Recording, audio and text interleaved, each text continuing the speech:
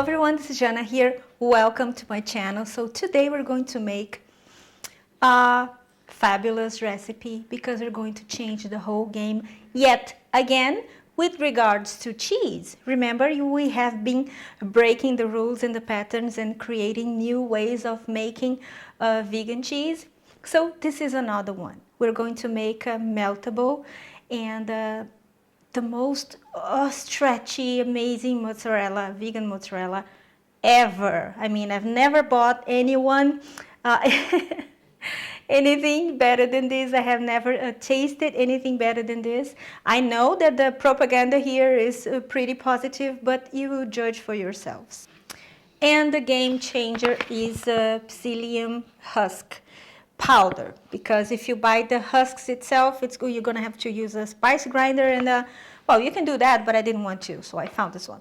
This ingredient, my lovelies, this is going to make it stretchable and meltable. What makes the cheese meltable and stretchable? It is the oil, okay? So you know when you were not a vegan yet and then you went to the supermarket and then you bought light cheese, low-fat cheese, and then the problem with it was that it didn't melt because they didn't have enough oil. So every time you make cheese, okay, keep in mind that you have three key ingredients for that, which is something that keeps it firm when it goes in the fridge, which is the agar, something to help bind everything together and give structure, which is the starch, which can be tapioca starch or whatever it is that you're using to glue everything together. And this guy here, the psyllium husk, this is going to help the oil to make it stretchable and meltable, okay? And we are going to start by adding psyllium husk in a bowl with water. Set it aside. It's going to thicken up. And then we add the plant-based milk. It doesn't matter what kind of plant-based milk. However, it is way, way better if it's organic and if it's a very good quality one. And if you can make your own, make it. And the best ones for this recipe that I have tested and loved it are cashew milk or peanut milk or what was the, coconut milk, okay? If you're going to choose a coconut milk, please choose the odorless one, because otherwise the cheese is going to smell like coconut, and we definitely don't want that. And then we add the psyllium husk. Now we add the salt, white pepper. I have used before in the previous cheese videos because it has this pungent, very intense odor, smell to it, and it's not going to make it hot or spicy. It will only add these cheesy smell that we know so well. Apple cider vinegar to give tanginess. Our homemade nutritional yeast. I'm going to leave my recipe for homemade nutritional yeast over there. Super easy, super simple, and super, super important for this recipe. And it's so much better than the store-bought one. So if you can, make your own. The agar. The oil. It's supposed to be a neutral oil, okay? So what kind of oil? Unscented coconut oil, or it can be butter, that's all right. It can be vegan butter, that's fine.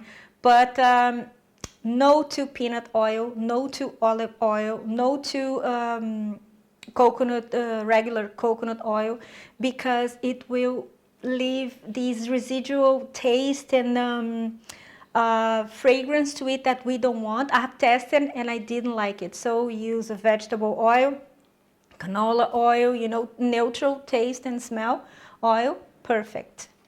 Fermented tofu or fermented soybean curd. This is the brand that I use. You keep asking me all the time. This is the brand that I like. I will link down below where I find mine. Now, tapioca starch. And now we're going to blend everything together.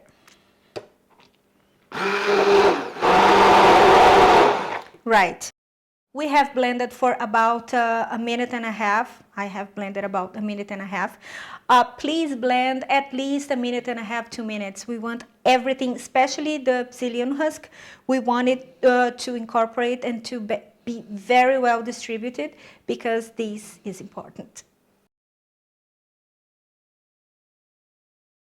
Now, on a medium-low heat, we're going to whisk everything. But for this recipe, you have to use a whisk, okay? Because it's very difficult if you use a spatula or a wooden spoon, so this is the best thing. And it's going to come together as a gel really, really fast, so keep stirring. All right, now you can see it looks super stretchy already. Now, this was about 5-6 minutes. Time to turn off the heat. And now what I'm gonna do, I'm gonna put it in a small, how do you call it, ramekin, and put it in the fridge for at least 4 hours. If you want to use it right away on a pizza or a pasta, you can, but just let it cool down for about 15 minutes, okay?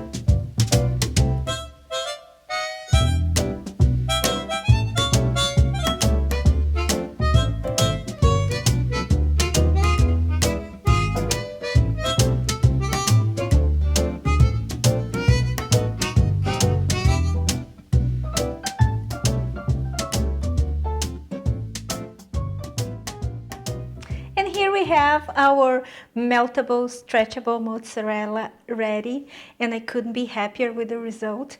The fact that I added white pepper and the fermented tofu made all the difference. So trust me, get those 2 ingredients and add it to your cheese or any kind of cheese you make, because it helps a lot with the tanginess, the depth of flavors, and savoriness, and everything, because it's super cheesy.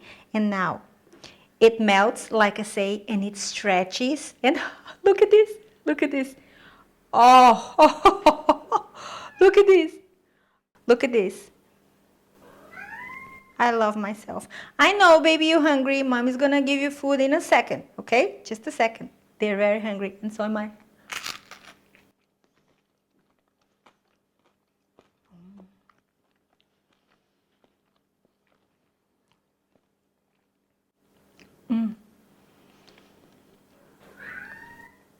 I know, right?